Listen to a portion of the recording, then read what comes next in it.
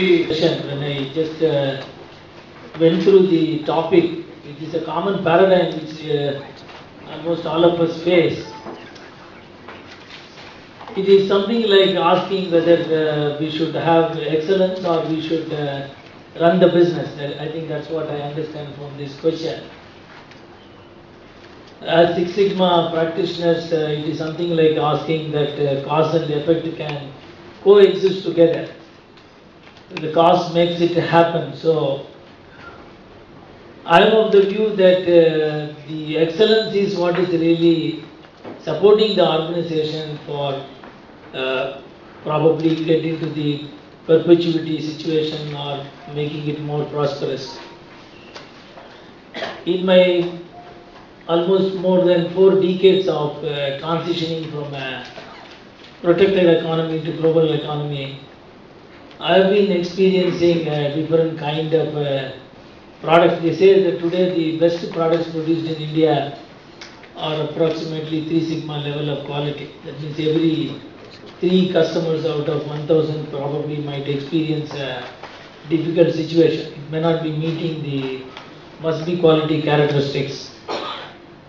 So I am able to see in the last almost more than a decade, there is a phenomenal change and transformation that is taking place, demanding the Indian industries to be best in class.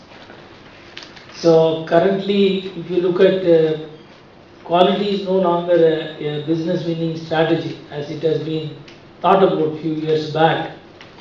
That means I can probably choose quality and excellence part of my strategic theme and probably I can try to improve upon.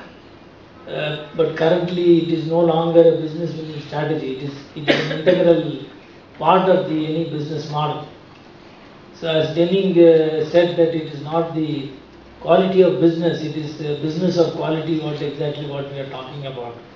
Human beings are the rare species who are expecting growth as an integral part of evolution. Probably in the animal kingdom we don't talk anything about growth because they merely exist. But as far as the human beings are concerned, we are not satisfied if we don't grow. So that question doesn't arise. Then the next question is how much we need to grow.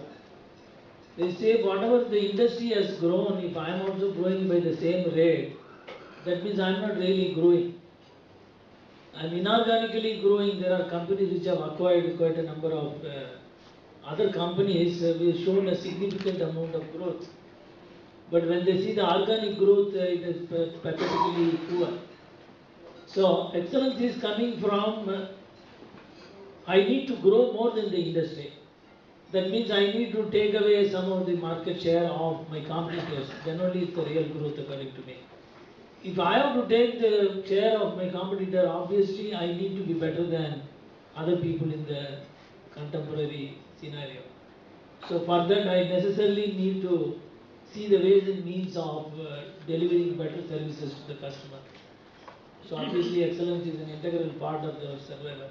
I think I also mentioned in the morning session when I was sharing, one of the characteristics I notice in the industry is the moment any tool comes in, it becomes the CEO's fad and then it is picked up and then we stay with it, and just because the CEO traveled in the plane and the other CEO felt that he has launched a Six Sigma. I am observing that this concept of tool specific interest is dying down for a variety of reasons. Because people are looking for where is the money at the end of the day.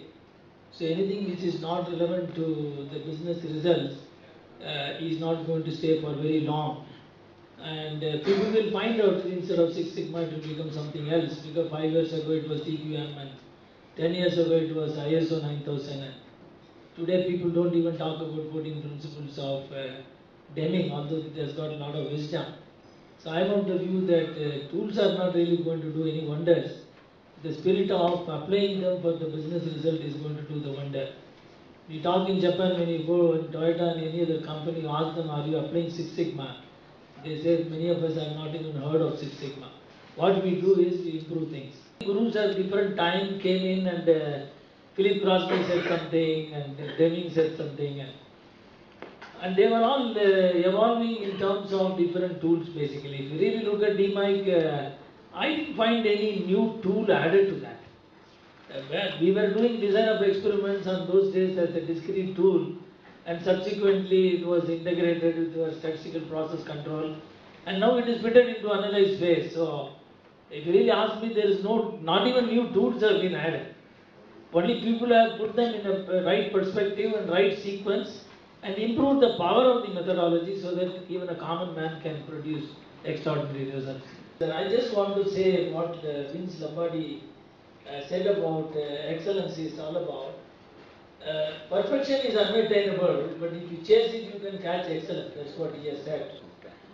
Perfection is an utopian kind of a situation where why they said 3 parts per million is acceptable, because people generally ask this question. When somebody said zero defect, people said zero defect is not possible. Okay, then you have 3 parts per million opportunities permitted and we are happy. So, ultimate aim is to achieve something which is zero defect, and then you are trying to move towards it. It all depends on what is the definition we agree for excellence. Another statement for Aristotle like this, we are what we repeatedly do. Excellence then is not an act but a habit.